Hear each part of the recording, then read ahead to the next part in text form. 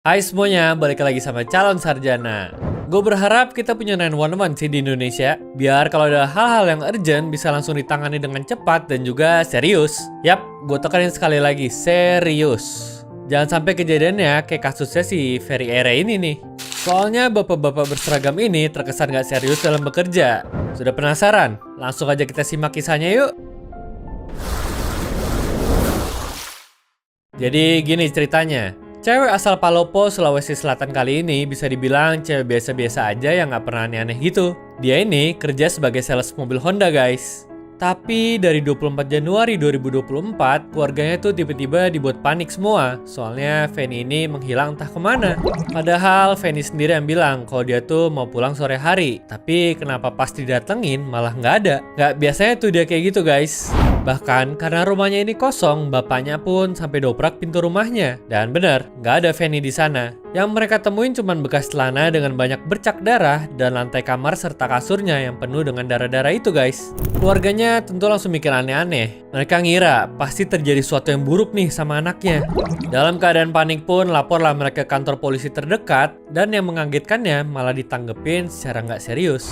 Jawaban oknum polisi juga ngentengin banget nih. Nggak perlu dicarilah, orang udah dewasa paling lari sama cowoknya. Buset. Lapor polisi bukannya dibuat jadi tenang, yang ada malah makin stres kan? Masalahnya di TKP alias rumahnya ada celana berdarah guys. Sampai akhirnya kasus ini ngambang gitu aja tanpa kejelasan. Hingga setahun kemudian ada orang yang lewat dan pengen buang air kecil.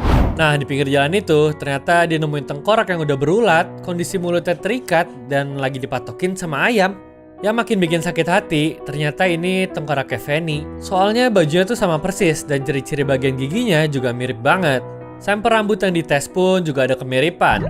Makanya berita viral ini nggak cuma bikin keluarganya aja yang geram, tapi netizen juga ikut kesel sampai bikin hashtag percuma lapor polisi.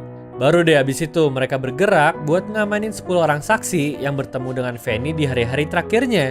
Nah menarik ya nih, mobilnya sendiri tuh udah sempet ditemuin di Makassar dari Juli 2024 lalu di sebuah rumah kosong gitu. Tapi yang bikin kasus ini makin mencekam adalah kalau si Feni ini ternyata sering dianiaya sama pacarnya yang berinisial ADT. Temennya Feni bahkan punya foto-foto Feni dengan luka lebam di badannya.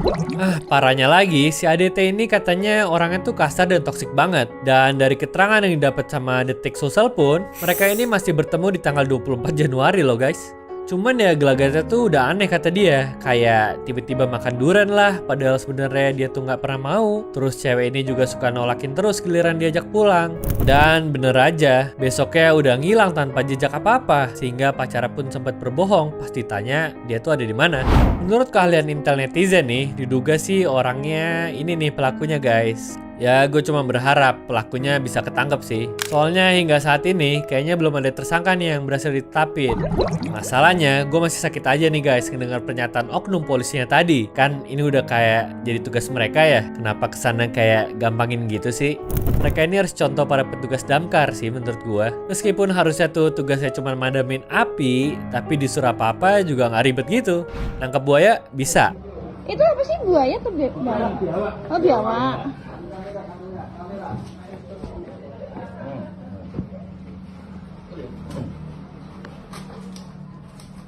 Ngamanin preman di Semarang bisa.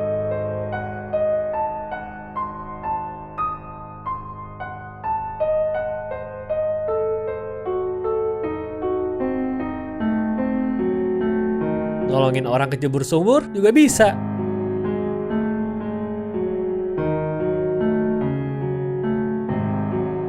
Gak ada yang mereka tolak kayaknya ya. Coba kalian sekarang gue tanya, kalau ada apa-apa mending lapor mana guys? Coba tulis di kolom komentar ya.